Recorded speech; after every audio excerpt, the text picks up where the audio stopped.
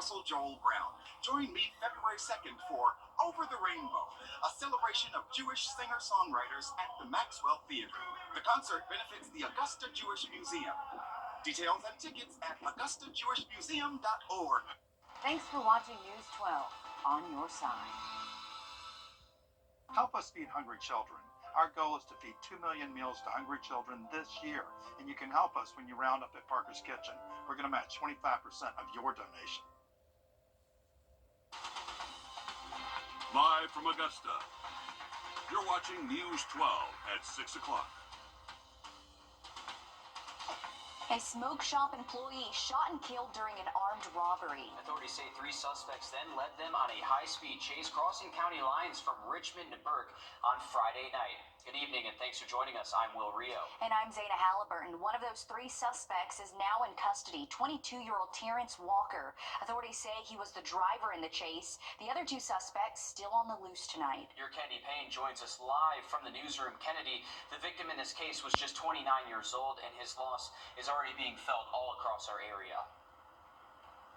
It definitely is. I spoke to several people in the South Augusta community today currently mourning the loss of Jordan. That's what his friends knew him as, and they say he had the kindest heart.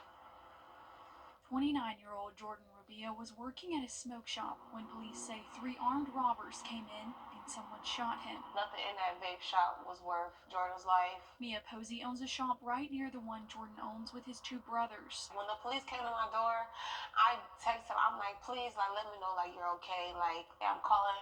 He didn't respond. I've called him before. He's, like, responded. So just when he didn't that day was just like, dang, I already knew what was going on. And now Posey is left reflecting on their last words. I text him, get home safe. And he texted me and was like, you too. To know, like, that was, like, one of the last things we said to each other was just like, I made it home, but he wouldn't. And now his death sending shockwaves through South Augusta and leaving a community mourning. So to know that it was like a robbery that led to his death, I'm pretty sure if Jordan knew that you wanted something that bad, he would have just gave it to you because that was his heart. And worried about the future. I haven't even been at work since it happened, honestly. Like, I've been to work probably like once, taking it slow, because it's just scary right now. It's just sensitive. But most importantly, hoping for justice. Sweet Soul was took from everybody, and he didn't deserve it. So I definitely hope that Jordan gets his justice. You know, we can't bring him back, but someone sweet and innocent did lose their life. Someone so young, you know, a brother, a friend. And others who knew Jordan that I spoke with say he always made sure that you had what you needed, even if you were short on change. They say he would never let you go without. Just a heartbreaking story to hear that from the friend as well, but also good on law enforcement in this case for working together closely to try to bring some justice for Jordan there. That's right, and certainly if anyone at home knows something, because a couple suspects still on the loose there, certainly reach out to law enforcement. But thanks, Kennedy, for shining a light on who Jordan was. Much more news ahead, but right now we're going to send things over to First Alert meteorologist Mikkel and Hannah Hardy. What we can expect as we head into the week. No snow, Mikkel. No snow, at least for this week. Definitely was an interesting finish to last weekend. Thankfully, we didn't see those freezing impacts linger into the weekend in terms of temperatures staying below freezing for highs. But it was a chilly weekend. We still are cool and chilly out there for today. It was very cloudy for today as well. 49 degrees right now, a southwest wind at about 3 miles an hour. The big picture is that we have a cold front, though, moving through for today. That's giving us those cloudier skies. And you can see that area of low pressure in the Gulf. We have seen a few wraparound showers on the backside of that, but just not too much activity for us here locally for today. And we're noticing cloud cover starting to clear here a little bit as we head deeper into tonight. So we're noticing that cloud cover dropping south towards I-20. Haven't seen much in the way of measurable rainfall, though, for any areas today. You can see some of our southern counties maybe picking up closer to about 1/10 of an inch in the extreme southern parts of those counties. But we'll keep rain chances here very slim the next couple of hours, so not looking much more in the rain department for any impacts from that through tonight. But it will be very chilly out there. We're in the 40s and 50s now. We'll see temperatures, though, dipping down towards the 20s for tonight. Also, a really good passage of the International Space Station for tonight. We'll talk about that more in your full forecast coming up. Sounds good. Thanks, Mikkel. A second suspect in an Aiken murder is now in custody. Authorities say 17-year-old Tristan McCarty of Trenton is charged in connection to a shooting that happened in September. This happened at Columbia Avenue and Chesterfield Street, and the victim identified as 42-year-old William Mathis Jr. 22-year-old Sebastian Green is accused of shooting Mathis during an armed robbery, and McCarty is charged with accessory before the murder by driving away with Green. And a 26-year-old is sentenced to life without parole for a deadly shooting in 2020. 26-year-old Natrone Adams was one of two people arrested for the death of Keon Demmons on Olive Road. After deliberating for less than 20 minutes in December, a jury found Adams guilty of malice murder, felony murder, aggravated assault, and several other charges. A 75-year sentence for those other charges will run consecutive to the life sentence. Well, Richmond County leaders are now debating whether to opt out of a new Georgia law. The law is meant to change how local governments look at property taxes with a homestead exemption, essentially saving you money if you have that exemption. Voters across the state approved the measure on November's ballot, but now all counties have one chance to opt out of the law. Your Sydney Hood joins us live from the municipal building in Sydney. It sounds like there are a lot of unanswered questions tonight. As former Augusta Mayor Bob Young put it, these questions should have been answered before voters went to the polls in November. He says this goes beyond homestead exemption, but it's about whether votes in this county mean anything. Repeatedly, he reminded commissioners that more than 60% of voters in Richmond County voted yes to the homestead exemption. And the exemption is just another incentive for people to invest in home ownership in Augusta, Richmond County. So my message to you is that you don't need to schedule any public hearings about opting out. The public hearing was held on November 5th, when 48,000 people in Richmond County said, give us our tax burden. We also heard from a firm representing the Augusta Metro Chamber of Commerce, which gave us an idea of how this impacts businesses. Opting out of this measure is not a tactic break for the business community. It is simply a matter of assessing equitable, fair property tax value on property, whether it's commercial or homestead. We need both. Now, most commissioners didn't discuss whether they want to opt in or opt out, but Commissioner Wayne Guilfoyle says his concerns is the potential ripple effect here. He questions what will happen to businesses and new construction in the community if commissioners take action on the homestead exemption. We also going to have to find funding to keep our operations going, especially with our new sheriff's department. You got our judicial, and you even got the marshal's department that's coming for us now looking for funding. Well, we $8.7 million in the rear right now. Money's got to come from somewhere, and that's something that we have to look at. That's the elephant in the room for me. Now, the city administrator says they'll meet on Wednesday to discuss when they'll hold public hearings for this. The city administrator says the goal is to have commissioners decide by the last commission meeting in February whether they want to opt in or opt out. And it's certainly nice to see them taking their time discussing this. A lot of people can give their input. Yeah, a lot of discussion happening on this in the last week or so. Thank you, City, for keeping us updated there from the Augusta Municipal Building.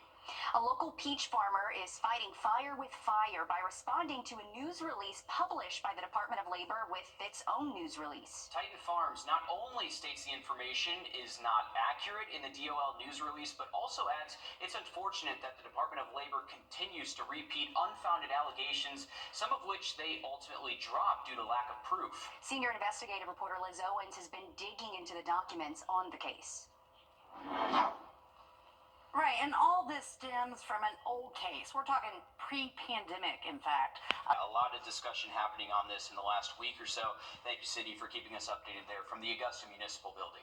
A local peach farmer is fighting fire with fire by responding to a news release published by the Department of Labor with its own news release. Titan Farms not only states the information is not accurate in the DOL news release, but also adds it's unfortunate that the Department of Labor continues to repeat unfounded allegations, some of which they ultimately dropped due to lack of proof. Senior investigative reporter Liz Owens has been digging into the documents on the case.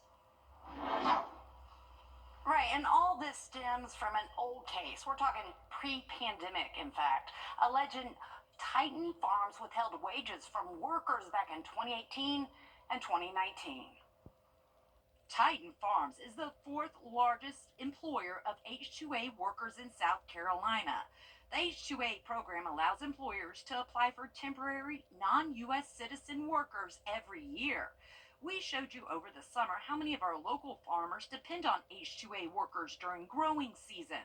Regulations require employers to pay at least $11.13 an hour. According to the Department of Labor's news release put out last week, Titan Farms violated this regulation by requesting workers to make political donations. Titan Farmers responded in this news release. At no point were workers required to make political contributions, nor were any such deductions made from their wages for this purpose. The Department of Labor ultimately dropped that allegation. The I team did find a judge dismissed the case in 2023, writing the parties reached a resolution in this matter, obviating the need for a formal hearing. We did not find any allegations of political contributions made in any of the available court documents. However, we did find this. Over the last 24 years, we have grown into the second largest peach operation in the country. We could not have done this without participating in the H-2A program. This is video of Chalmers Carr, the owner of Titan Farms, testifying at a Senate Judiciary hearing in 2023. Food inflation is at an all-time high. Our imports and our dependence on foreign countries for food sources is growing rapidly. The Department of Labor is using a flawed wage methodology. The same year, a judge dismissed the case. Your I team also found this lawsuit filed against the Department of Labor just a couple months ago. Carr's the president of USA Farmers, the National H-2A Association, which filed the lawsuit. Allow me to share a few impacts from our farm. Under the flawed AWARE methodology, this year our wages increased 14%. This will result in a $2.6 million payroll increase. But more importantly, it will raise the cost of our box of peaches 5%. This is what we call food inflation. Again, that video when he testified in front of the Senate Judiciary hearing was in 2023, the same year administrative judge dismissed the case against him. So why did the DOL then publish a news release just last week about a case a judge dismissed in 2023? The DOL's website says it needs the public's help locating workers owed back wages. We know from our prior investigations, U.S. Immigration collects detailed information about each and every one of the H-2A workers every year. So I did email the DOL asking if they're working with immigration on getting that contact information for those workers owed back pay. The Department of Labor has not yet responded to my question. Well, thank you for that, Liz. We are looking at low temperatures for tonight on the colder side for sure, so the winter jacket will be needed by tomorrow morning. We'll talk about your forecast again coming up next. Time and Temp, brought to you by your First Alert weather team. This is not you. It's not me. Exhibition Center. Get coupons at nationalhottub.com. On your sideline. Well, it's been a little under a year since North Augusta High School broke ground on 2 new stadiums for the baseball and softball teams. That project was expected to be completed ahead of the 2025 season. Now the school plans to play one more season over at Riverview Park before making the transition. That's where we go live with your News 12 sports reporter, Joseph Doring. Joseph. Yeah, well, this is going to be a bittersweet season for North Augusta's baseball and softball teams. While most players would prefer to play on a brand new facility, these players are going to be at somewhere they have been very used to for the last several decades. Right here at Riverview Park, they'll have one more chance to close out a phenomenal season before transitioning to a brand new stadium next year. You've seen the construction and you can see the vision. In just a few more months, right across the street from North Augusta High School will be 2 brand new facilities, the newest home of the Yellow Jackets baseball and softball teams. The chance to have something that's ours, our own atmosphere at school, it's going to be exciting. The over $8 million project was slated to be complete ahead of this year's season, but after multiple delays like the impact of Hurricane Helene and just how big of a project it truly is, the facilities are still several months from being ready for play. In the event construction concludes as originally planned, head coach Kevin Lynn says the team has no plans to move fields in the middle of their 2025 season. I don't want to have a summer ball starting there. I want our kids to start a regular season there and open the season up, have a true home opener. The good news is, nothing about this year will feel different for the team. The Yellow Jackets have called Riverview Park home for over 40 years, and they'll get one more chance to send it out with a grand slam. I grew up watching my brother play here and many people before him, so being able to play here one last time feels really good. I'd like to go out on a high note, finish up strong here. Our goal is to win all of our games at home since we play here all the time and we know the layout more than anybody else. So it'd be nice to accomplish those goals in our last season. North Augusta will open their season on the road February 11th when they take on Strom Thurmond. Under Coach Lynn, the Yellow Jackets are 40-40 in his career. It's hard to believe that it's baseball season, y'all, but before we know it, we're going to be talking about the Masters. And really, that's right, Joe, because as this year just flies by, I mean, it's one thing after the next, but that baseball field, amazing. It's going to be absolutely beautiful, and have them both on the campus or right off the campus right there. Both together, it's going to be a great upgrade with their facility. Joseph, we appreciate you reporting out there from Riverview Park Activity Center. Mikkel, they're out there playing baseball right now. It's a little chilly for that. A little chilly out there for sure. We can see the clearing off in the distance, so a really cool shot here from our Beach Island camera as we look towards the city of Augusta. But looking west and north here, you can see just the horizon, but still some clouds that are overpassing central and southern parts of the area right now. We look at temperatures in the upper 40s, a south-southwest wind at about 3 miles an hour. Low pressure in the Gulf of Mexico, so we have seen a few isolated showers for today, but those rain chances starting to wrap up here for the remainder of this evening, and we'll see skies gradually clearing through tonight. We're looking at temperatures in the 40s now for the most part. A few low 50s still hanging on out there, but it has definitely been a chillier day for today. The bonfire forecast shows a chilly outlook for this evening as we look at temps in the upper 30s before midnight. So a cold evening ahead, and you will need that winter jacket, especially by tomorrow morning. We're looking at temperatures in the 20s as you wake up for your Tuesday. Across the area, everyone below freezing yet again for tomorrow morning. As far as our temperature history, looking at the month of January here, only one above average day since about the second month of the day, and that came just before last Tuesday. And then Friday, of course, our winter weather day, we only saw highs in the low 30s, and then for today we have seen those temps max out at about 52, unfortunately. So it definitely was a cooler day out there and still below average. We're looking at highs for tomorrow still staying below average in those low to mid 50s, and we'll see a sunnier start to our day, more cloud cover possible by the end of our Tuesday into Wednesday. Before tonight, you'll have a decent chance to see the International Space Station.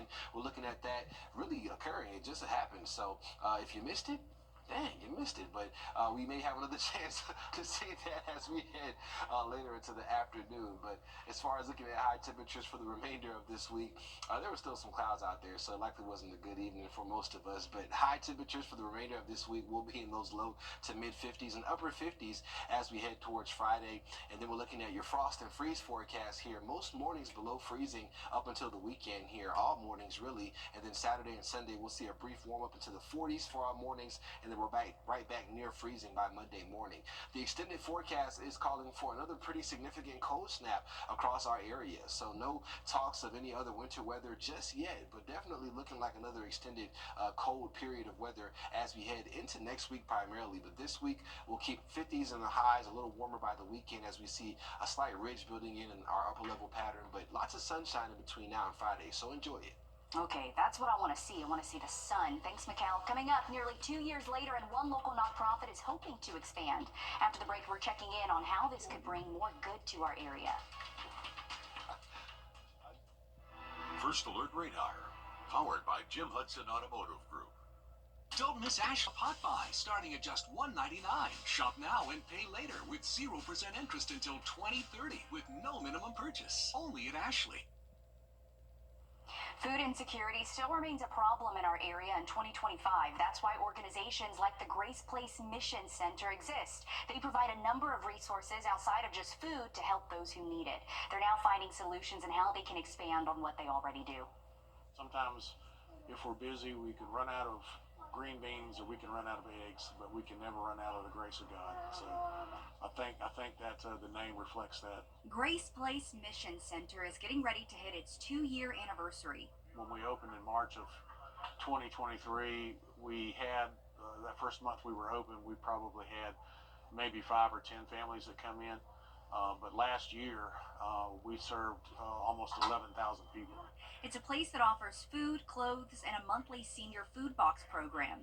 Director Greg Mason says because of the growth, they're moving to a new permanent location. The need has grown beyond the space that we have here, and there's other things we'd like to do. And so we're going to be moving to a location on Old Evans Road, only a couple of miles from here, hopefully in March of this year. And we'll be able to serve the community better there too. So. He says with more space, they will also be able to offer Bible study classes. We also like to be able to help people with spiritual needs, and we give away Bibles and devotionals and things like that. We offer to pray with people and offer the counsel that we can. So many of life's issues are not easily answered. And congrats to them for their 2-year anniversary coming up in March. And certainly there's a need in our area. They're now going to expand not too far from where they are now. It's good to see so many of our local organizations, nonprofits, charities expanding. I feel like you've reported on so many of them growing moving into 2025, which is always good to see. That's right. So there is help in our area. And if you are in need of help, Grace Place is open weekly on Tuesdays, Thursdays, and Saturdays. Again, they're located off Riverwatch Parkway. All of this information can be found on our website under the Finding Solutions tab. Mikkel. And we are bringing you our 3-degree guarantee presented by Tell Doctor. Didn't make it there for today. We saw cloud cover building a little bit later in the day, some northwest winds that allowed it to be a little bit warmer than expected. But we'll try to get back on track tomorrow. Your forecast coming up next. Thanks for watching News 12 on your side. Accidents can happen. Call attorney John Foy and Associates. And we're back taking a look at your start for tomorrow. Actually, let's take a look at low temperatures for tonight. We're looking at those in the 20s for tonight. So it's going to be a cold one out there. High temperatures for tomorrow. Also going to be in the 50s. So we'll be below average as we head into your Tuesday. Should see a decent amount of sunshine, though, for your day. And then we'll look at maybe a little more cloud cover rolling in as we do finish off your outlook for tomorrow. So not the worst day, but definitely still going to be on the cooler side as we do continue into your Tuesday. But let's take a look at your 7-day forecast. And we're looking at those temperatures as we do head into that 7-day forecast. Staying relatively mild for the week in terms of winter standards, close to 60, but we'll be warmer by the weekend. Looking at some rain chances by then as well. Okay, thanks, Mikkel, for that. We're back live on 26 News at 7. And for News 12 at 10 and 11 o'clock. Thanks for watching.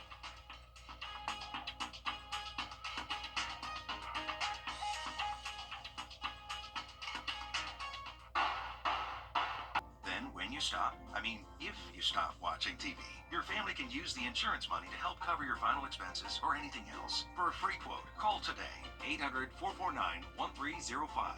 Your kids already inherited your ears, allergies, and questionable singing voice. Don't make them inherit your final expense tab, too.